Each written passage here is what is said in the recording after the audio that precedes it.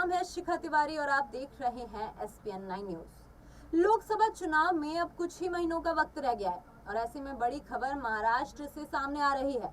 दरअसल महाराष्ट्र में मौजूदा दलों के बीच अभी तक सीट की बातें नहीं हुई हैं और सीट शेयरिंग का फॉर्मूला तय नहीं हुआ है।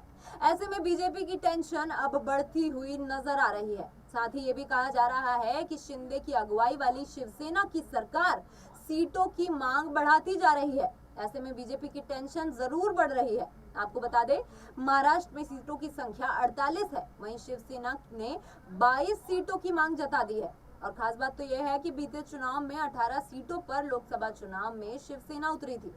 तो अब लोकसभा चुनाव से पहले सीट शेयरिंग को लेकर महाराष्ट्र एनडीए के बीच जद्दोजहद थमती नजर नहीं आ रही है। सूत्रों के मुताबिक महाराष्ट्र की 48 सीटों में से 32 से ज्यादा पर बीजेपी चुनाव लड़ सकती है। बाकी बची हुई सीटों में से 10 सीटें शिवसेना यानी कि शिंदे गुट को दी जाएंगी।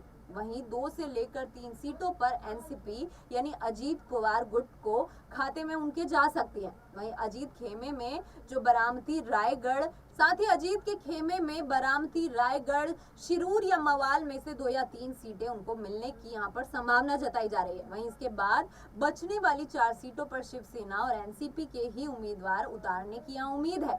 हालांकि इन उम्मीदवारों को कमल के ही निशान पर चुनाव लड़ाया जाएगा। वहीं फडणवीस और अजीत पवार के जाने के बाद अमित शाह ने मुख्यमंत्री एकनाथ शिंदे और बीजेपी मुंबई के अध्यक्ष आशीष शेलर के साथ करीब 45 मिनट तक चर्चा की।